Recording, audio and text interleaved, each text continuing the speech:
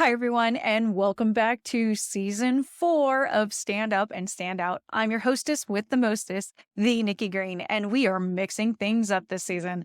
With my new book, Chameleon Mindset, launching, I want to share more of the book's concepts with all of you. I have also been blessed to expand my network throughout the podcast community and to other inspirational speakers. I want to bring more guests on to discuss these important topics together. So we're going to mix it up, no more interview format, and we're going to have some fun.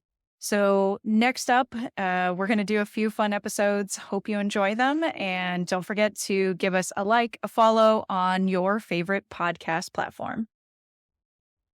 All right. Good morning, good afternoon, good evening, wherever you happen to be in the world. Welcome to Season 4 of Stand Up and Stand Out.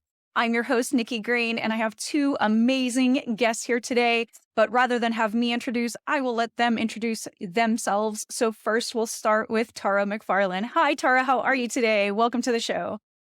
Hi, Nikki. Thanks for having me on. My name is Tara McFarland, and my background is in civil engineering. So I've been a civil engineer for about 25 years. And my story is that I burned out 20 years into that. And one of the reasons why I burned out was because, as it turned out, I hadn't really been taught how to communicate with people. I spent my whole career really focused on the technical side of things. And when I got into a situation where I was, had to work with multidisciplinary teams and manage projects, things started to fall apart for me. So over the last several years, what I've done is I really dove into uncovering all the things that I needed to know in order to come back basically to myself. And now I coach people who are pretty similar to me, pretty analytical, stuck in our heads, and starting to feel like they're questioning what did I choose for a career and why. So that's a little bit of my story. That's wonderful. And definitely, I can certainly relate to that story. And I know many of our viewers can as well. Many people have switched directions in the last few years, but maybe they're not quite sure which direction they're going in now. So hopefully through today's episode, you can help them along with some of your advice. And next up is Terry Shore. Terry and I ran into each other recently in Dallas at the Leadership Global Retreat. So it was wonderful to hang out with her and get to know her a little bit better. And right now she's off in New Zealand, but we'll let Terry tell a little bit about her story. I am, and it's time here. So thank you, Nikki. Great to meet Nikki, who's an amazing connector, and I'm honored to be connected with Tara. I'm excited to learn more about her work as well. So I had a career in hospitality first, Four Seasons hotels, and then onward from there, and then transitioned into healthcare. And along the way into corporate roles, and along the way in both of those fields, I found that I became more increasingly obsessed, let's say, word choices. So in 2020, in the middle of the pandemic, my first book was published called The Words We Choose, Your Guide to How and Why Words Matter. And it's my focus. Just, the more as I grow and evolve personally and learn more about myself and those around me, I understand that word choices make such an impact. Super excited about Nikki's book and how she pulls that together in how we show up and how we live our fullest potential. So excited to be here and talk about it. Awesome. Thank you both, ladies. So through this season, we're covering different topics and deep diving a little bit on Chameleon Mindset. It's great for everybody to listen to my book and hear me ramble on about it, but I like to hear other people's insights, especially those that have some deeper experience in these areas. And so today we wanted to cover off on creative adaptability and specifically emotional flexibility and emotional adaptation. And how do we create new emotional responses to stressful situations? Obviously, Tara, with your change of jobs, that could have been a very difficult situation, definitely stressful. So maybe you can share with us a little bit about your journey and how not only do you approach that for yourself, but how you help clients with that.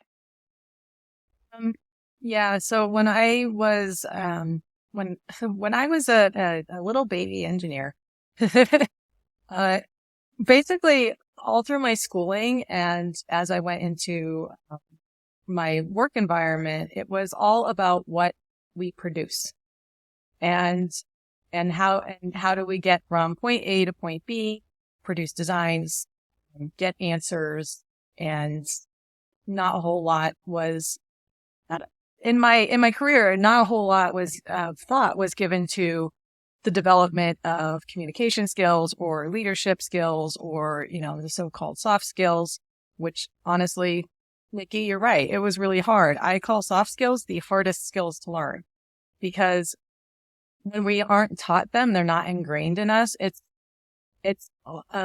very shocking to see that. So for me, it was like a big shock to the system. I basically broke down and had to start working part-time at the time. But what I found is that as I've moved through uncovering all of the stories that I've taken on about what it means to exist in this society in general, and in the engineering industry, especially as a woman in a male-dominated field. I've learned that if we can get back to who we are and feel very centered in ourselves, then we show up at work in a totally different way. And that's the piece that I've been working on a lot. And it's what I work on with my clients, because clients who come to me, usually are doers, very analytical minded, are so used to doing and producing and checking off the boxes. And we kind of lose ourselves along the way of checking off all the boxes because we're always looking for external validation. So it's a lot about coming back to yourself and being centered in yourself that then allows you to take a step back and almost become this neutral observer, right? When we talk about taking yourself out of the equation, when there's emotional, high emotions happening, I found that I don't think you can do that unless you're actually centered in who you are. So that's the very first thing to do is to kind of just come back to you're okay. And it's okay to have emotions, and it's actually okay to express emotions. That's really been a lot of my lesson number one. and that's what I help people with is really getting centered and grounded in who they are. That's beautiful. And I talk a lot about when I first started my career, I did that a lot too. It was do. Well, I did the things. I went to school, I got the grades, I got the great job, I got the promotion, but people said they didn't like me. They didn't feel like they knew me. And it's really funny when people meet me now and I tell them those stories of how I first was in my 20s when I came out and started working. They're like, you're always laughing, you're always smiling, you're always having a good time. But that took coaching. That took someone else as a leader really stepping up and going, I know you're actually fun. What happens when you go to work and all of a sudden, you cross that threshold and it's serious, Nikki, very all business. And I think adding that emotion and layers to our business can help us be better workers, better managers, better leaders, all of it in lots of different levels. So Terry, I know you do a lot of great work in this area too, especially helping leaders find their path. So maybe share some thoughts on, how Terre represented it as well. Really, when hearing both of you speak, I thought of, this is something in your book and my book, Nikki, where we talk about this should. And I say, thankful the should, right? So that's what I hear Terre saying too, is that, you're in your career, you have a sense of, I should this, I should that. Actually makes me think of the brilliant maze you have in the book, because you say, oh, I should go left now, I should go right now. Because society or your parents or some teacher somewhere along the line, somebody ingrained that in you. And so we say we should. And instead of knowing, like I think you said your toddler did, that there might be a more direct path, or there might be a way to go without, from A to B without, honoring all of those should that we trample over, we trip over all the time. So that's a lot of the work that I do is let's think about, I call it your personal podcast. So we listen to podcasts like we're listening to them every day. And the personal podcast is that internal narrative. So it's that voice playing in my head 24/7. It ends up, this is what I endeavor to help people do, to understand that there's the narrator, the producer, They get to decide who comes on, when they come on, like, Mom, not at 3 a.m. Thank you very much. No, I'm not going to be on this version. Right. So it's that taking control of that I believe is the, kind of the cornerstone of self-awareness, that component of emotional intelligence. We, as Tara was saying, is that we find ourselves. We go deeper into how aware we can be of ourselves so that we have a little bit more control over. I like that. And it does kind of relate back to also what you were saying, like how words matter from your first book. Is one thing I have to always remember is that the words matter, not just what we're saying to others, but what we're saying to ourselves. And it is very easy for those old critics of, whatever people past continue to still creep up in modern day. And I like that internal podcast idea that kind of keeps you rooted in things before and not the present day you or the you're trying to be in the future. So that's really great. Well, we're about at the halfway break here. We're going to take a quick commercial water break, and we will be right back to continue with our amazing guests. Hi, everyone. Nikki Green here, and I am here to tell you that Chameleon Mindset is on its way. If you'd like to learn more about the Chameleon Mindset book, the online course that'll help keep you motivated and doing some of the fun Karate Kid exercises, go to chameleonmindsetbook.com and you'll find more information about pre-sales, bonuses, and so much more. Welcome back, everyone. And we're continuing with our conversation about creative adaptability and emotional flexibility. And one of the ways that I try to visually help my readers explain kind of the difference between how the chameleon mindset works and how maybe other people might see things is a reference to zebra mindset, which is kind of a layer of a couple of different things. And Tara, I know you liked kind of this reference and the good visual. So kind of what struck you with that comparison and how have you seen that actually in real life? Yeah. So, what strikes me about that comparison? Because when I was reading the book and it was, you were talking about the zebras where it's someone who, has to stand out, but then also tends to blame other people for their problems because they're not actually looking at themselves. At least that's how I read it. It just struck me that I don't know how many times I've said everyone thinks they're a special little snowflake, in a really not nice way. I mean, but the thing that I never quite understood about that is that if we're always trying to stand out, then we actually aren't that adaptable because it is very rigid, as you point out. It's a very rigid mindset to be in that you have to always stand out, and it can cause conflict because there is no flexibility in trying to stand out all the time. And the thing that really strikes me too is that if you shift to like a chameleon mindset where you say it's more vulnerable, a chameleon is vulnerable. That's why they are that's the way they have adapted to their environment as they have. Then you tend to be more flexible and work towards a solution. And it's also so much more calming for your nervous system to be like that versus constantly trying to be seen as something special, trying to stand out like a zebra stands out. Yeah.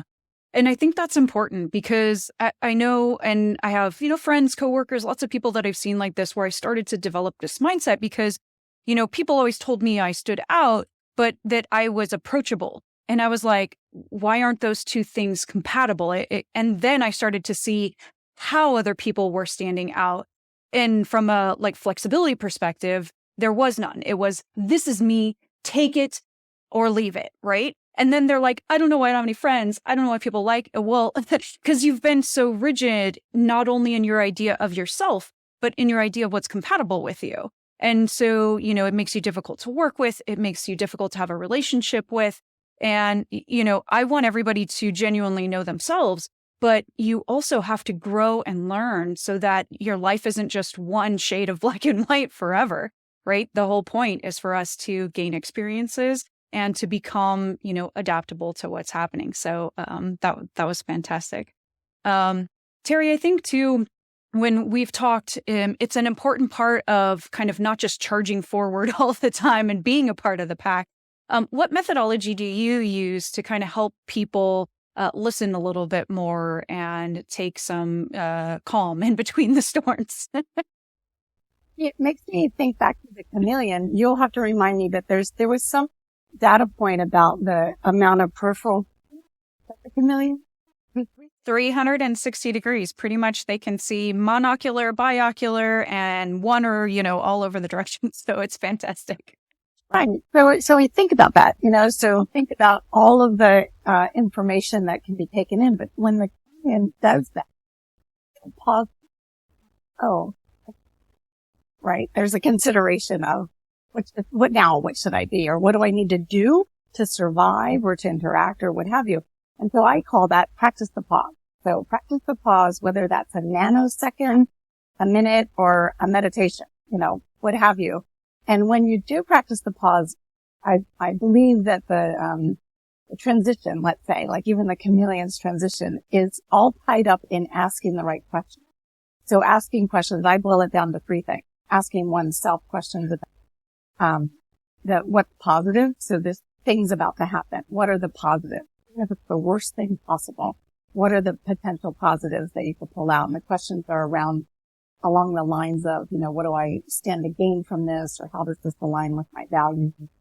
What intentions can I tease out of this event, this thing, this interaction, this person?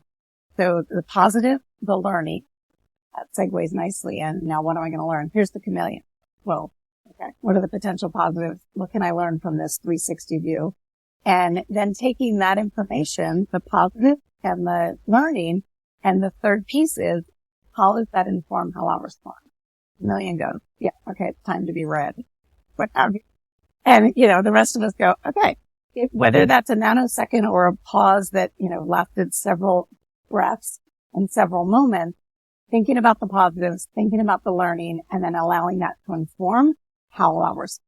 And that's all, again, into words. Yeah, that's fantastic.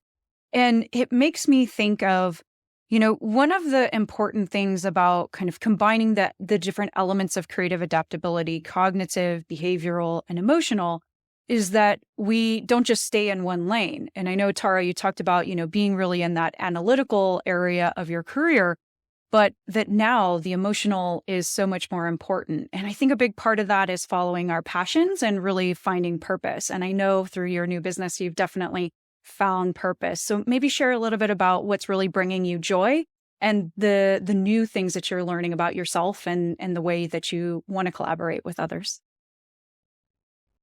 Yeah. So there was something you said about people, I lost it. People found you approachable, but at the same time, in the beginning, yeah, like I was kind of like offensive, like because I was very standoffish. I was very much just like about work versus like, hey, how are you today? Right.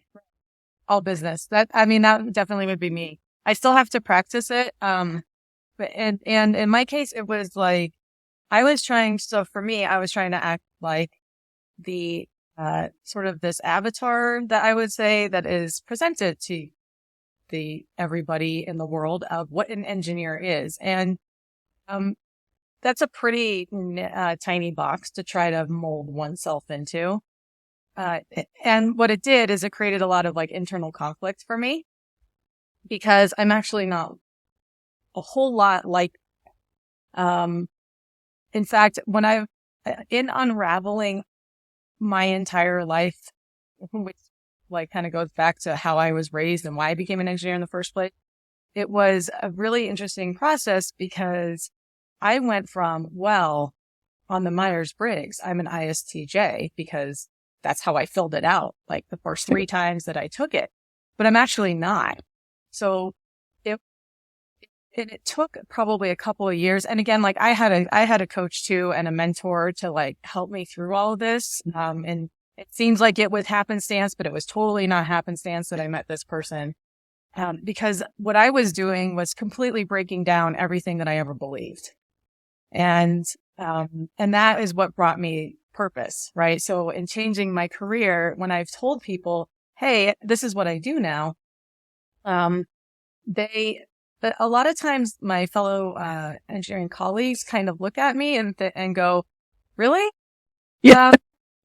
I guess that sounds like fun if you like that sort of thing, right? But but the thing is, like, for embracing like the emotional side of myself instead of trying to tamp it down, which I always was trying to do, and then anger would come out, and then it's just not pretty. It was really like this process of like shedding all of that stuff and just going like, well, what is it that I really wanted to do in the first place? And what I came to was, I probably, if I left to really my own devices, I probably would have gone into sociology, because I love seeing how people work and how they work together. And it gives a little bit of that, like, I'm still analytical, right? I still have those pieces, but I've been able to bring in all these more emotional and feeling pieces. And like, I would not test as an ISTJ anymore. They tell you your personality set, but not all of it is. If you've just been taking on and checking the boxes and doing what you think you're supposed to be doing and trying to mold yourself and subjecting yourself to becoming, to the imposter syndrome stuff and perfectionism and all of those things that come up. And once I started to let go of all that, then it just, my next step forward and my path forward just sort of opened up, and I resisted it for sure, but because it's such a big, huge change. But at the same time, this is actually what brings me joy. I mean, I love talking to people about this stuff. It's like my favorite thing to do. And that's how you know it's working, right? And I know some of these transitions are difficult for many people, but you start to feel that harmony. You start to feel that balance again. And like you said, in the previous you can feel the imbalance. You can feel like you're trying to put yourself into a box or a category, right? Which may not feel that way. I have a very aversion to personality tests. One, I saw a terrible Netflix special that was exposing the underbelly of personality tests. But actually, when I worked at Microsoft, that was day one, you go take this personality test, and they had you stick it on your office window. So it was this is this person for all eternity, and mine was 2% of all possible combinations of things. And so it was freak, basically it was let's already call her out on her first week in a new job that she doesn't fit in here. And I was okay, I feel great about that. So I just love that we're starting to explore more about ourselves and helping our clients explore more, to realize that there's layers of who we are and who we're going to be, and to allow ourselves to be vulnerable to keep exploring that more and more. So if I could just, tag on to that. The other thing I've noticed too, and I've come to understand over the last couple of years, is that everything that you've done up until this point, they're all your strengths. Mm-hmm. Right? So at one point I tried to completely reject engineering, and I was like, I'm gone. See you later. Yeah. But then all of these, not all these, but a few of my colleagues found me on LinkedIn, and they say, oh my gosh, I really love what you're doing. Will you come collaborate with me and do a workshop with me? And then I began to realize, oh, well, all that experience that I carry is helping to inform the next thing forward, even though it looks different. Yeah. And I think that's something to really take in, is that none of our experience needs to be thrown away, because it still shapes us and makes us who we are. Yeah, that's beautiful and perfectly said. And that's what I want to keep teaching people, is that it's okay. We all have to learn, and we may go completely different directions, but it doesn't mean you leave behind, the things that you've already learned. Terry, I know in your practice too, you use a lot of this layering to help people, both with your previous experience, but also combining theirs. So maybe share a little bit about your experience in this area and how you're following your passions as well. First, I have to say, I'm just super excited that such awareness is becoming earlier. So I'm going to go out on a limb here and say I'm the oldest one. So just really up with my clients and, and doing workshops and larger groups, is that at an earlier time in one's career, it's really not about age, at an earlier time in one's career, people are going, wait a minute, there's a disconnect. I don't align with this grid they put on my window or whatever. And there's being a pushback and an eagerness for more and to, go on a journey, on an evolutionary journey, inward first and then outward. And so it just lights me up with that. I guess, I can really only speak from my own experience. Maybe it's just that it took a little longer than the average bear, but feels that, from my perspective, that people are getting more hip to taking a closer look and changing up their careers, saying, this is not exactly a round hole square peg. It's not fitting me and I'm going to try something different. And I'm thrilled. My particular angle is really for leaders, leaders in their first 10 years or so of leading people. And oftentimes, you're an individual contributor and then the boss. So when I was in healthcare, the charge, quit. And so next thing you know, the best nurse charged what happened. And so I think, Tara spoke about that too. Like all of a sudden you find yourself no one's giving you those alleged soft skills, right? No one's coaching on those types of things. And so that's my sweet spot, saying, whoa, wait a minute. You found joy in being a contributor. You can also find joy in leading others by leading yourself well first and then letting others. Yeah, I'm just super excited about the going on in the world. I love it. Yeah. And I do feel that's such another critical point why I'm starting to help new managers as they transition, because I found I was 26 when I first became a manager. Most of the people I managed were older than me. And so already that dynamic was quite difficult. And it was like, oh, okay, well, she's top performer, so she gets to be boss. But they don't give you, that's it. It was like rubber stamp and good luck. There's no training. There's no anything. There's a little tiny pay raise, but it does not equal the stress that you end up, And a lot of times it's people that were your peers that now all of a sudden you're managing. And so building those relationships, thinking outside of kind of the norms of what we've done before and building these soft skills, I think are incredibly critical for everyone's success as we move forward, whether it's working for others in some time of a corporation or whether it's working for ourselves and just dealing with other people that we need to collaborate with, joint ventures, our clients, right? There's lots of layers to making ourselves better and making the world better too, hopefully. Well, time flies when we're having fun. I can't believe this is over. I feel like we need to keep going on and on. Maybe we'll have another one. Well, before we sign off, let's have each of you share with the audience a little bit about what you guys are up to next and where they can find you. So, Tara, where can they find you in the world of the internet? Okay. You can find me. So I'm on LinkedIn. You can look up Tara McFarland, or Create Conversation, which is the name of my business. Yeah. Also, my website is createconversationllc.com. So you can go there and that will have links to everywhere. And, I work one-on-one with people, do one-on-one coaching. And I really like to do that because I like to, it's basically giving back. What somebody did for me is what I want to do for someone else. And the journey, from where I was to where I am was honestly really hard. And it was essential to have somebody who was there with me who said, I get it. I've been there before. And that's what I want to do for people. Oh, that's beautiful. I love it. We are nothing without community. And I think continuing to form these bonds are going to be incredibly important. And I hope you continue to be a part of our Chameleon community and we can have you help more of our students as we go into the new year. Terry, how about you? Where can we find you and what's up next? Find on LinkedIn, Instagram mainly, and under Thriving Leader Collaborative. And you can go to thrivingleadercollaborative.com. We offer a lot of free resources. And we're from the give back perspective, like Tara said, I think that's all awfully important as well. We do workshops. We have an annual retreat. This year is in Estes Park, Colorado, and the following year is in Costa Rica. We're gearing up for those two. And so it's really about thriving leadership and leading oneself as well.